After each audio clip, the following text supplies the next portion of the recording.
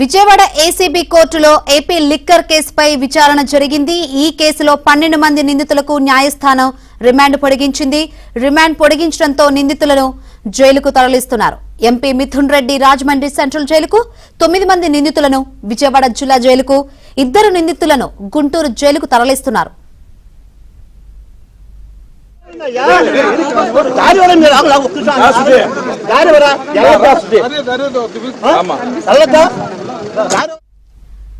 అటు లిక్కర్ కేసులో చెవిరెడ్డి భాస్కర్ రెడ్డి మధ్యంతర బెయిల్ పిటిషన్ పై ఏసీబీ కోర్టులో విచారణ ముగిసింది. ఈ నెల 30న మధ్యంతర బెయిల్ పిటిషన్ పై ఏసీబీ కోర్టు ఆర్డర్స్ ఇవ్వనున్నారు. నడునొప్పితో బాధపడుతున్నట్లు చెవిరెడ్డి భాస్కర్ రెడ్డి మధ్యంతర బెయిల్ పిటిషన్ దాఖలు చేశారు.